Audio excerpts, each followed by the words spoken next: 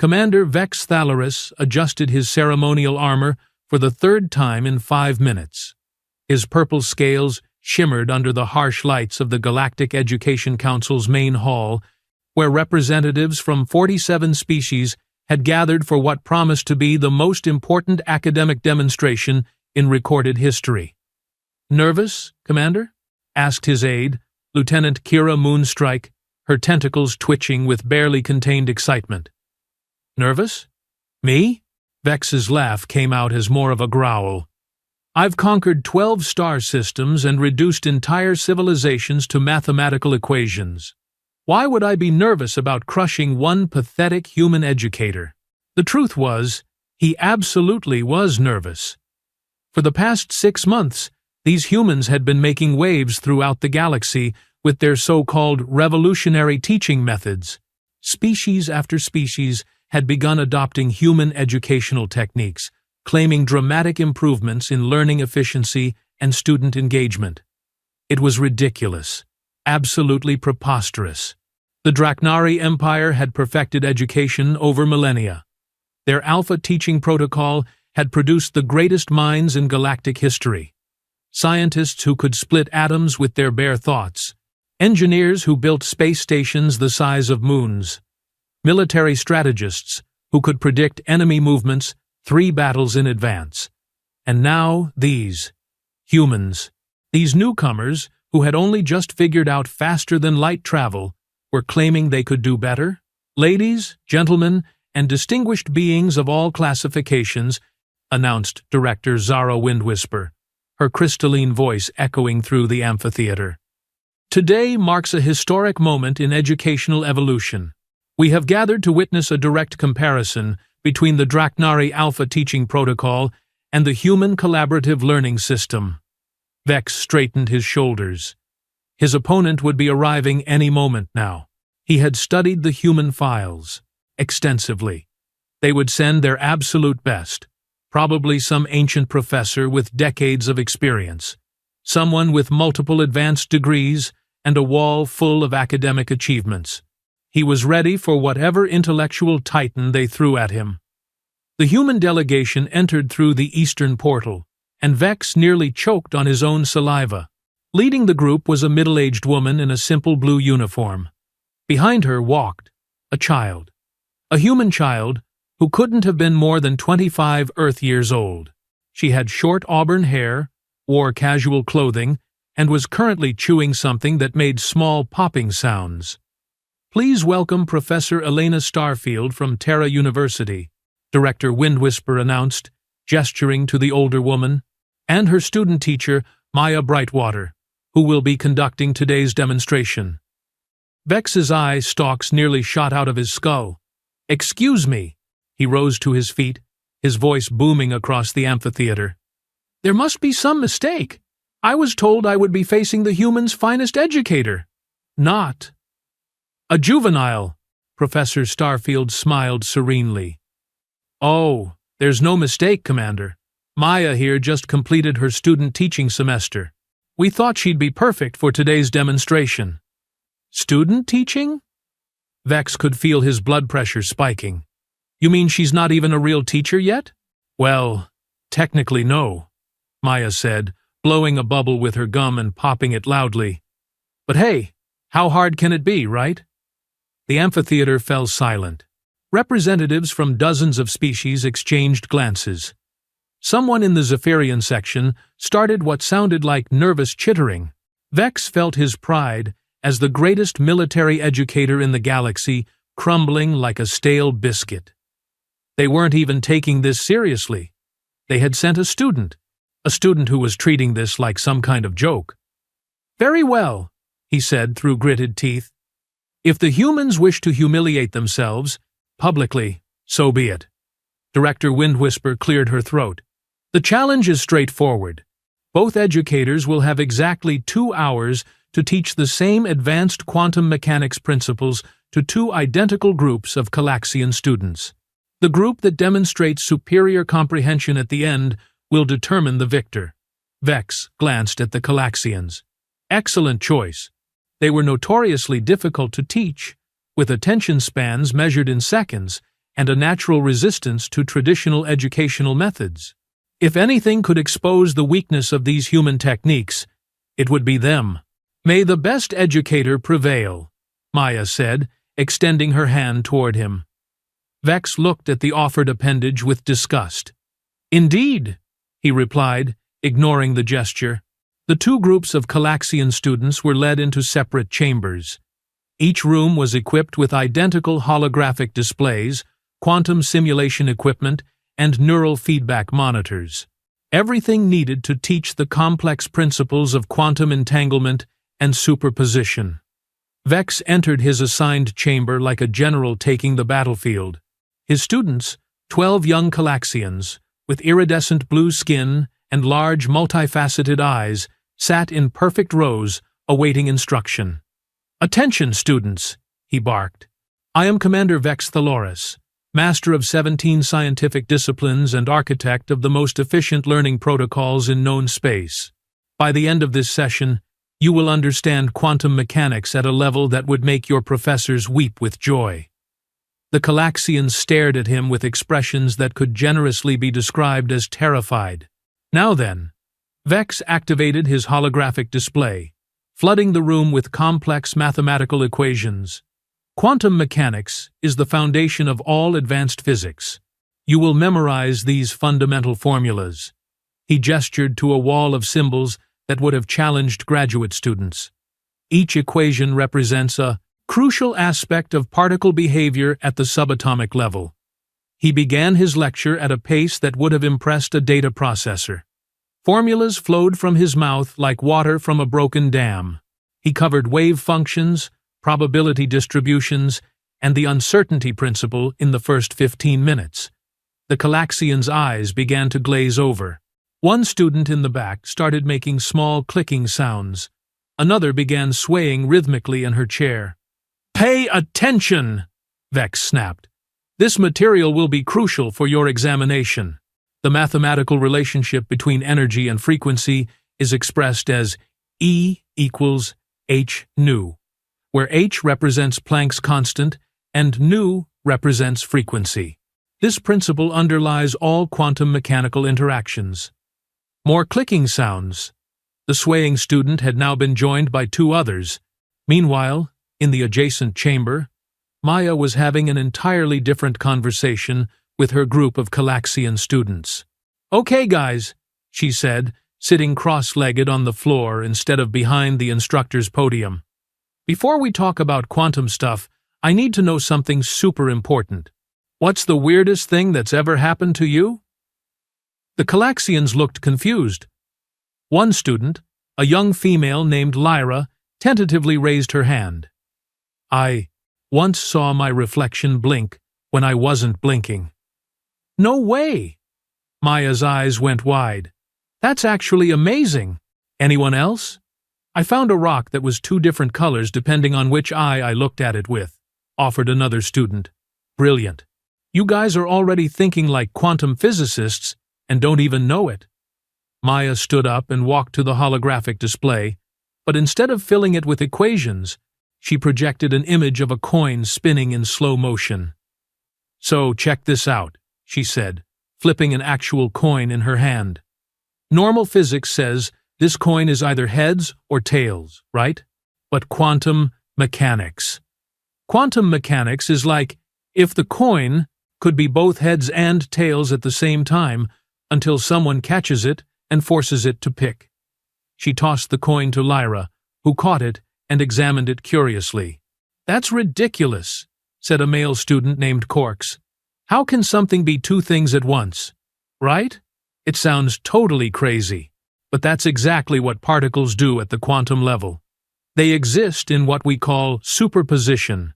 It's like they're playing hide-and-seek with reality itself." Back in Vex's chamber, the situation was deteriorating rapidly. Half his students appeared to be entering some form of meditative trance, while the others were showing signs of acute information overload. The wave function collapse occurs when observation forces the system to select a definite state from among the probability distributions, Vex continued, seemingly oblivious to his students' condition. This phenomenon can be mathematically expressed through the Born rule, which states that the probability of measuring a particular eigenvalue is given by the square of the amplitude of the corresponding eigenstate. A student in the front row had begun making soft humming sounds. Another was staring at the ceiling with the intensity of someone trying to solve the mysteries of the universe through pure concentration. Hell, perhaps we should review the mathematical foundations, Vex decided, projecting even more complex equations. The time-dependent Schrödinger equation provides the fundamental framework for understanding quantum evolution. The humming student was now joined by 3 others, creating an impromptu Galaxian harmony that was both beautiful and slightly concerning. Meanwhile, Maya was leading her students through an entirely different kind of learning experience. "Okay, so imagine you have a best friend," she said, sitting on the desk and swinging her legs. "And this friend is super weird. No matter how far apart you are, if something happens to you, the exact same thing instantly happens to them. If you get happy, they get happy. If you spin clockwise, they spin counterclockwise. It's like you're connected by invisible strings." "That would be annoying," said Lyra, earning laughs from her classmates. Particles can become connected in this way, and they stay connected even across vast distances. Einstein called it spooky action at a distance because it freaked him out so much. "Why did it freak him out?" asked Corks. "Because it meant the universe was way weirder than even Einstein was comfortable with. And trust me, Einstein was pretty comfortable with weird stuff." Maya pulled out her tablet and showed them a simple animation of 2 particles spinning in opposite directions. Scientists have actually used this for quantum communication. They can change one particle here on Earth, and its entangled partner on the other side of the galaxy will instantly change too. It's like the universe's fastest text messaging system. The Galaxians were leaning forward now, their natural curiosity fully engaged. Questions began flowing freely. How do the particles know to stay connected? Can we use this to send messages faster than light? Could we entangle people? Maya grinned. Those are exactly the right questions to ask. The honest answer is, we don't fully understand how entanglement works yet. That's what makes it so exciting to study. The first hour passed quickly in both chambers, but with vastly different results. Vex had managed to cover an impressive amount of theoretical material. His holographic displays showed complex mathematical proofs, detailed wave function analyses, and comprehensive probability calculations. By any traditional measure, he had delivered a masterclass in quantum mechanics education. Unfortunately, his students looked like they had been hit by an intellectual meteor. Several were staring blankly at their desks. Others had progressed to making rhythmic clicking, sounds that might have been their species' equivalent of crying. "Excellent progress," Vex announced, apparently interpreting the clicking as enthusiasm. "Now we shall proceed to the advanced applications of quantum field theory." In the other chamber, Maya's students were buzzing with excitement. They had spent the first hour exploring quantum concepts through stories, analogies, and thought experiments. No complex math, no intimidating formulas, just ideas presented in ways that sparked their natural curiosity. "All right, team," Maya said, checking her watch.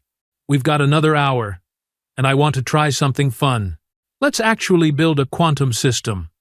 She activated the chamber's quantum simulation equipment, but instead of launching into technical explanations, she turned it into a game. "Remember our spinning coin idea? Well, this machine can create actual quantum superposition with photons.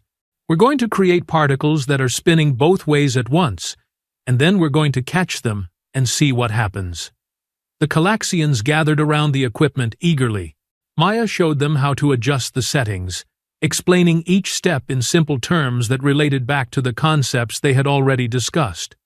"Lyra, want to fire the first photon? Just press that blue button there. What will happen? Nobody knows. That's the beautiful thing about quantum mechanics.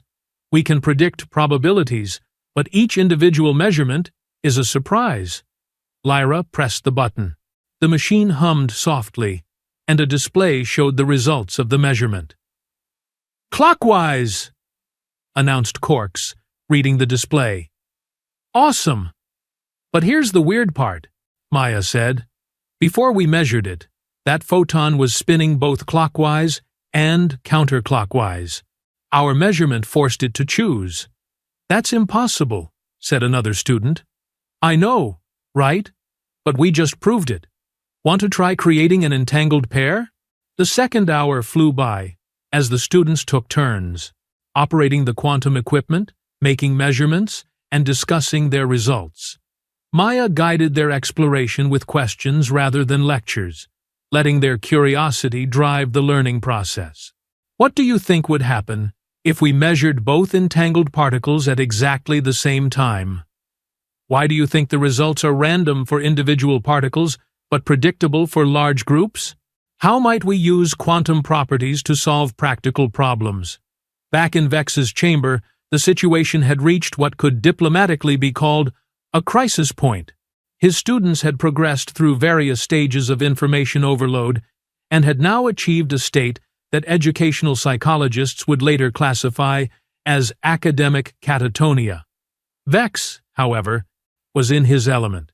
He had successfully covered every major principle of quantum mechanics, presented 17 different mathematical proofs, and delivered what he considered to be the most comprehensive quantum physics lecture in galactic history. "And thus we conclude with the many worlds interpretation," he announced triumphantly. "This framework suggests that all possible alternative histories and futures are real, each representing an actual world or universe. Every quantum measurement splits the universe into multiple parallel realities." The clicking sounds had evolved into what might charitably be called singing, though it bore no resemblance to any known Galaxian musical traditions. "Excellent! Your vocalizations indicate deep emotional connection with the material. This is precisely the response I expected from the Alpha teaching protocol." As the 2-hour period came to an end, both educators prepared their students for the evaluation phase. The testing would be conducted by an independent panel of quantum physics experts from 3 different species, ensuring complete neutrality. Maya gathered her students in a circle for one final discussion. "Okay, team. In a few minutes, some very smart time. People are going to ask you questions about quantum mechanics. Just remember what we talked about, and don't be afraid to say, 'I don't know,' if you're not sure about something. The important thing is to explain your thinking." "What if we get it wrong?" asked Lyra. "Then we get it wrong. That's how science works. We try things, we make mistakes, we learn from them, and we try again. The scientists asking the questions have been wrong about stuff lots of times too." Meanwhile, Vex was delivering final instructions to his students in the adjacent chamber. "Students, you have been exposed to the most advanced quantum mechanics education available in known space. You possess knowledge that would be the envy of professors throughout the galaxy. Answer each question with precision and confidence. Demonstrate the superiority of the Alpha teaching protocol." The students continued their clicking chorus, which Vex took as a sign of readiness. The evaluation panel entered both chambers simultaneously. Professor Kelt Starwhisper, a renowned Arctarian physicist, led the questioning in Maya's chamber. Dr. Hex Moonriver, an equally distinguished vegan quantum theorist, took charge of Vex's group. The contrast in responses was immediately apparent. In Maya's chamber, the students eagerly engaged with the evaluators. "Can you explain quantum superposition?" Professor Starwhisper asked. "Oh, that's the coin thing," Lyra responded enthusiastically. "It's like when a particle is spinning both ways at the same time until you catch it and make it pick." Maya showed us how particles are basically playing hide-and-seek with reality. "And can you describe quantum entanglement?" "That's when 2 particles become like best friends who are connected by invisible strings," Corks explained. "Whatever happens to one instantly happens to the other, even if they're on opposite sides of the galaxy. Einstein called it spooky because it made him uncomfortable. The evaluators exchanged impressed glances. These students clearly understood the core concepts, even if they weren't using traditional scientific terminology. In the other chamber, Dr. Moonriver faced a very different situation. "Students, can you tell me about the wave function?" The clicking intensified, but no verbal responses were forthcoming. "Perhaps you could explain the uncertainty principle?" More clicking, accompanied by what appeared to be synchronized swaying. Dr. Moonriver looked concerned. "Are you feeling all right? Can anyone provide a response about quantum mechanics?" One student in the back finally spoke up, but his words came out as a rapid stream of mathematical formulas. Wave function psi equals sum over n of c sub n times phi sub n, where phi sub n are eigenfunctions of the Hamiltonian operator with eigenvalues e sub n. I see.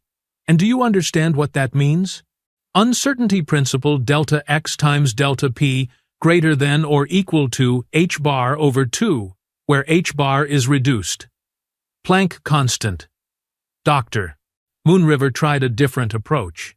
"Can you explain these concepts in your own words?" The student stared blankly for a moment, then resumed clicking. The evaluation continued for 30 minutes, with increasingly stark differences between the two groups. Maya's students demonstrated genuine understanding of quantum concepts, could apply their knowledge to new situations, and showed enthusiasm for learning more. They made mistakes, but they could explain their reasoning and learn from corrections. Vex's students, meanwhile, could recite complex formulas and definitions with perfect accuracy, but showed no evidence of actual comprehension. When asked to apply their knowledge or explain concepts in different terms, they either fell silent or repeated the same memorized formulations. As the evaluation concluded, both educators waited anxiously for the results. The evaluation panel deliberated for exactly 12 minutes. Director Windwhisper called everyone back to the main amphitheater. The tension was palpable. Representatives from dozens of species leaned forward in their seats. Vex stood at rigid attention, confident in his victory. Maya chewed her gum and tried to look nonchalant. "Ladies, gentlemen, and distinguished beings," Director Windwhisper announced, "the evaluation panel has reached a unanimous decision. The human student teacher, Maya Brightwater, has achieved a complete victory." The amphitheater erupted, not in cheers or applause, but in a cacophony of shocked gasps, chittering, and what sounded like several species having simultaneous existential crises. "Impossible!" he roared, his voice cracking like a teenager's. "There must be some error in your evaluation process." Director Windwhisper held up a crystalline hand for silence. The panel's assessment was thorough and unanimous. The human students demonstrated genuine comprehension, creative application, and enthusiasm for further learning. The Draknari students, while capable of perfect recitation, showed no evidence of actual understanding. "But they memorized 17 complex formulas," Vex protested. "They can recite the entire mathematical framework of quantum field theory." "Yes," said Professor Starwhisper gently, "but when we asked them what any of it meant, they couldn't tell us." Maya blew another bubble with her gum. "Pop. Yeah, that's kind of the point. Knowledge without understanding is just really expensive storage." The representatives began murmuring among themselves. The Zephyrian delegation was making excited whistling sounds. The Centaurian ambassador was frantically taking notes. Even the stoic, Vulcan-like Titans were leaning forward with interest. Vex's aide, Lieutenant Moonstrike, approached cautiously. "Commander, perhaps we should congratulate the victor and—" "Absolutely not!" Vex's scales had turned from purple to an alarming shade of red. This was clearly a fluke. A statistical anomaly. I demand a rematch. Maya looked genuinely surprised. "Really? Okay, sure. What did you have in mind?" "Advanced astrophysics," Vex declared. "Stellar formation, galactic dynamics, and dark matter interactions. Surely your primitive human methods cannot handle such complexity. Cool, Maya said, popping her gum again. But this time, how about we make it more interesting? What do you propose? Maya grinned, and for the first time, Vex caught a glimpse of something that made his blood run cold. It wasn't the smile of a naive student. It was the smile of someone who had just been handed exactly what they wanted. Let's teach mixed species groups. Really mixed. I'm talking about putting together students from 12 different worlds, with completely different learning styles, attention spans, and cognitive frameworks. Winner is whoever can get the most comprehensive understanding across all species. The amphitheater fell silent. What Maya was suggesting was considered impossible. Multi-species education had been attempted countless times throughout galactic history. The differences in neural structure, sensory processing, and conceptual frameworks between species made it extraordinarily difficult. Most educational systems dealt with this by segregating species and using species-specific teaching methods. The idea of successfully teaching a group containing, say, both emotion-driven empaths and logic-obsessed calculons was considered academic fantasy. Vex's confidence returned. This was perfect. His alpha teaching protocol was designed for exactly this kind of challenge. Agreed, but I choose the subject matter. Advanced stellar engineering, including neutron star manipulation and black hole energy extraction. Deal, Maya said immediately. Too immediately. Vex felt a flicker of unease, but pushed it aside. This was going to be his redemption. Are you certain about this? The complexity of multi-species education combined with advanced stellar engineering, this has never been attempted. That's what makes it fun, Maya said. Besides, education should be challenging, right, Commander?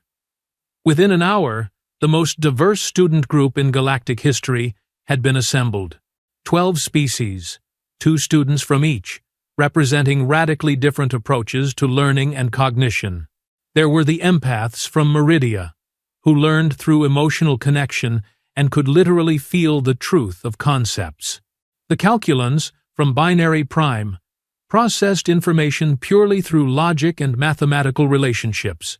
The artistic Florians absorbed knowledge through creative expression, while the militant Spartacons required competitive challenges to maintain focus. The group also included sensory-oriented Zephyrians who learned through sound and vibration, the highly analytical Arcturians who needed to understand every detail before accepting any concept, the intuitive Dreamweavers who grasped ideas through narrative and metaphor, and the practically minded Builders who had to construct something to truly understand it. Rounding out the group were the fast-processing Quicklings who got bored unless constantly challenged, the methodical Steadfast who needed time to process each concept thoroughly, the socially oriented Harmonizers who learned best through group discussion, and the independent Solvers who preferred to figure things out for themselves. In short, it was an educator's nightmare. Maya looked at the diverse group and clapped her hands together. This is going to be awesome. Okay, everyone, circle up. We're going to start with introductions, but not boring ones. I want each of you to tell us about the coolest star you've ever seen. The empaths immediately brightened, sensing Maya's genuine enthusiasm. The calculons looked puzzled by the non-mathematical approach. The Florians began sketching. The Spartacons crossed their arms, waiting to see if this would be worth their time. Meanwhile, Vex had arranged his identical group in perfect rows, organized by species for maximum efficiency. Students, he announced, today you will learn to manipulate matter at the stellar level. This knowledge will enable you to extract energy from black holes, stabilize neutron stars, and construct Dyson spheres around entire star systems. He activated a massive holographic display, showing a complex three-dimensional model of a binary star system. The gravitational dynamics of stellar bodies follow precise mathematical relationships. The orbital mechanics can be described using Kepler's laws, modified for relativistic effects according to Einstein's field equations. The empaths in his group immediately began to look uncomfortable. Abstract mathematical concepts didn't connect with their emotional processing systems. The artistic Florians started doodling on their tablets, trying to find some creative angle into the material. Back in Maya's chamber, introductions were in full swing. "I saw a star that changed colors every few seconds," offered Zara, one of the Zephyrian students. "It sang different notes as it shifted." "That sounds like a variable star," Maya said excitedly. "Those are stars that are literally pulsing, like a giant cosmic heartbeat. The color changes happen because the star's temperature fluctuates." She turned to the calculons. "Binary, what's the mathematical relationship between a star's temperature and its color?" "Binary 7, the calculon student processed for a moment. "Wien's displacement law. Peak wavelength is inversely proportional to temperature." "Exactly. So Zara, you were actually listening to stellar temperature variations converted into sound. That's amazing!" The empaths perked up at this emotional validation. The Florians started sketching stars with musical notes coming from them. Even the skeptical Spartacons looked mildly interested. "Now," Maya continued, "who can think of a way we might use variable stars for something practical?" The builders immediately engaged. "Navigation," suggested Hammer, the builder student. "If stars pulse at predictable intervals, ships could use them as cosmic lighthouses." "Brilliant! What else?" "Communication," offered one of the Dreamweavers. "If you could control the pulsing, you could send messages across vast distances." "Energy harvesting," added a Quickling, speaking rapidly. "Capture the fluctuations in stellar output." Maya grinned. In just 10 minutes, she had the entire diverse group engaged and building on each other's ideas. Meanwhile, Vex was struggling with fundamental communication barriers. The Schwarzschild radius of a black hole is given by R equals 2gm over c squared, he continued, oblivious to the growing confusion in his audience. The empaths were showing signs of distress, unable to connect emotionally with abstract formulas. The Florians had given up trying to find artistic inspiration in mathematical constants. The Dreamweavers looked like they were falling asleep. Only the Calculons and Arcturians were following along, but even they seemed to be treating it as a rote memorization exercise rather than meaningful learning. "Perhaps we should move on to neutron star manipulation," Vex decided, interpreting the silence as readiness for more advanced material. In the other chamber, Maya had moved from introductions to hands-on exploration. "All right, team, we're going to build a star. Not a real one, obviously, but we're going to use this stellar simulation system to create our own binary system from scratch."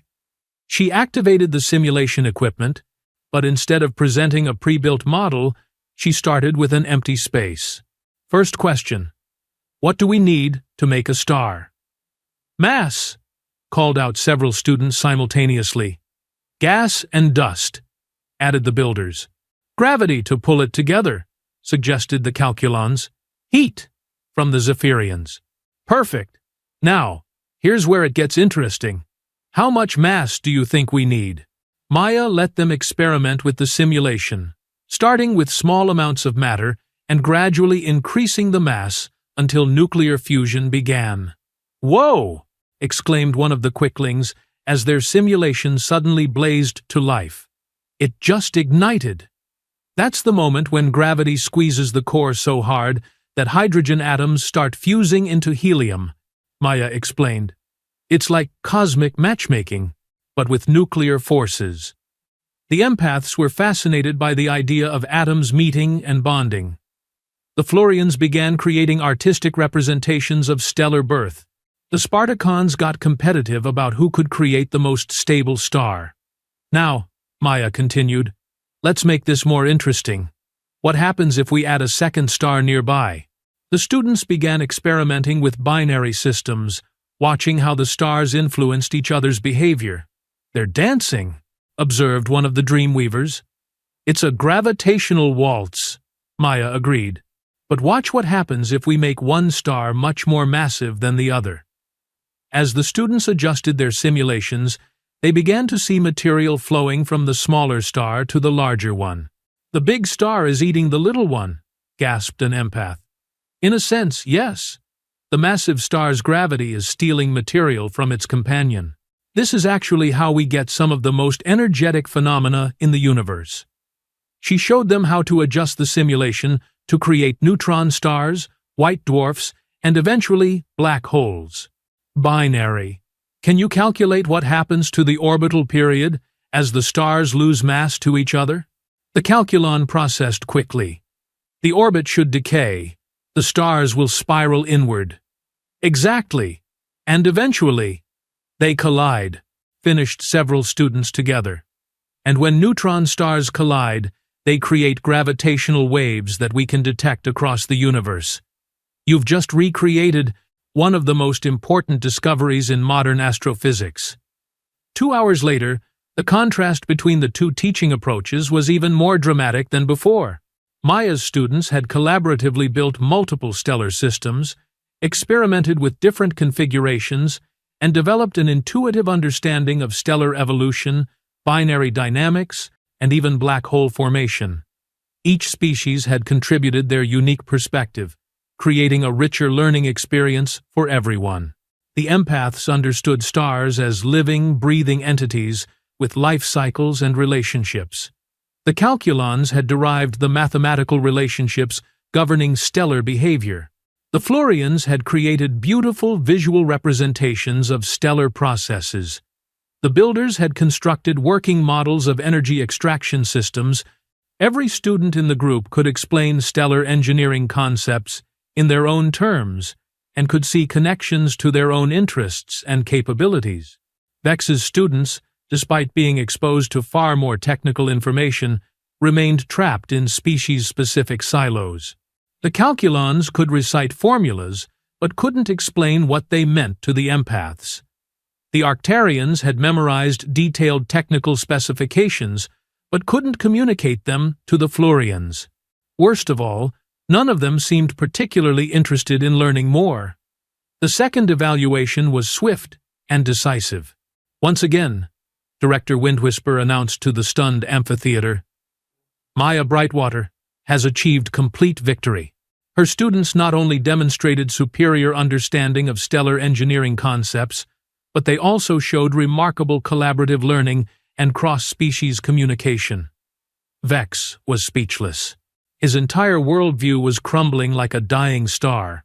Furthermore, the director continued, the evaluation panel recommends immediate implementation of human collaborative learning methods across all Galactic Education Council institutions. The representatives erupted in excited chatter. This was revolutionary. For the first time in galactic history, they had found an educational approach that worked across species barriers. Maya walked over to where Vex stood in stunned silence. Hey, she said gently. You okay? Vex looked at her with something approaching awe. How? He whispered. How did you do it? Your methods defy everything we know about efficient knowledge transfer. Maya smiled. That's the thing, Commander. Education isn't about transferring knowledge. It's about igniting curiosity. You can't pour understanding into someone's head like water into a container. You have to light a fire and let them explore. But the formulas, the technical specifications, the precise definitions, those are tools, Maya said. Really important tools. But tools are only useful if you understand what you're trying to build. My students learned the math because they needed it to understand the stars they were creating. Your students memorized the math because you told them to. Vex was quiet for a long moment. You make it sound so simple. It is simple. It's just not easy. Maya popped her gum thoughtfully. Look, you obviously know your stuff. You're incredibly smart, and you've mastered complex subjects that most beings couldn't even pronounce. But knowing something and teaching something are completely different skills. So what do I do now? Vex asked, and for the first time, He sounded genuinely humble. "Want to learn?" Maya asked. "I mean really learn, not just memorize. I could show you how collaborative methods work, with military applications. I bet your strategic training would be amazing if you focused on developing thinking skills instead of just information retention." Vex considered this. His pride warred with his genuine desire to be the best educator he could be. Pride lost. "Yes," he said quietly, "I would like to learn." Maya's grin could have powered a small star. "Awesome. First lesson. Stop calling yourself the Alpha. Nobody learns well from someone who's trying to dominate them. Education is a partnership, not a conquest."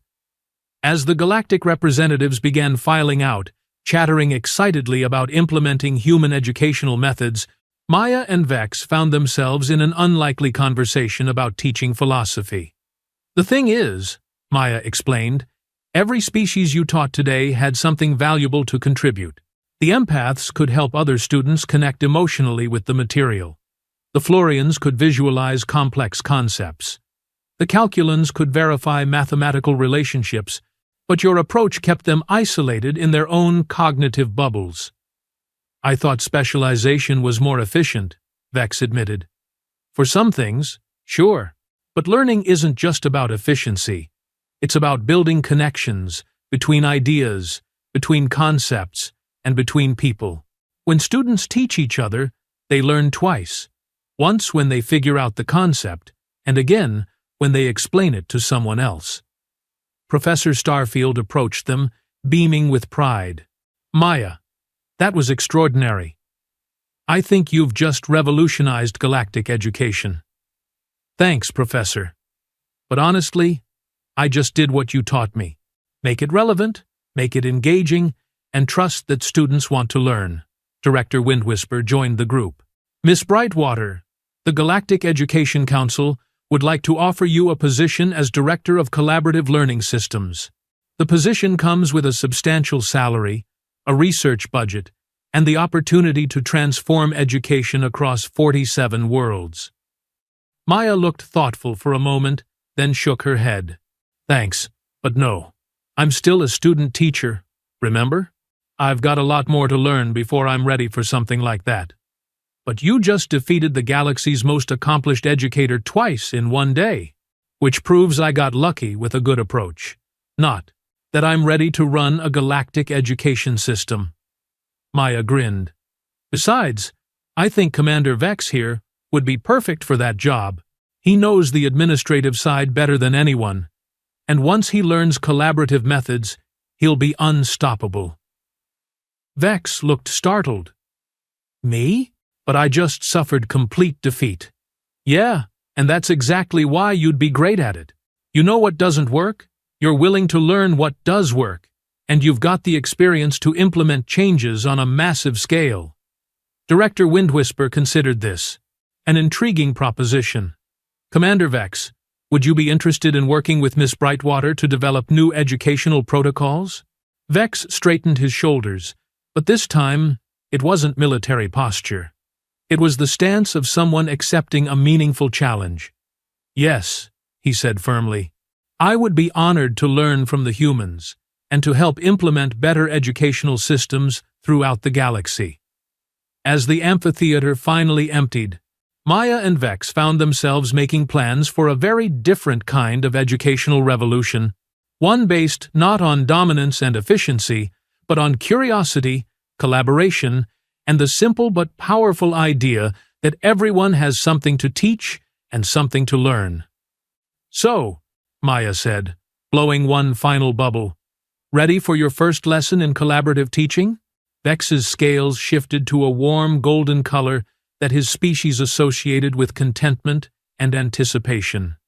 "Teacher Maya," he said with a slight bow, "I am ready to be a student." The human had sent a student teacher against their greatest educational mind. She had crushed him completely, not through superior knowledge or advanced techniques, but through something far more powerful, the understanding that true education is not about filling empty vessels with information, but about igniting the spark of curiosity that burns in every intelligent being. And in doing so, she had given the galaxy something it had never had before. A way for all species to learn together, to grow together, and to build a future based on collaboration rather than competition. The Alpha had been defeated, but something far better had taken its place. The age of truly galactic education had begun.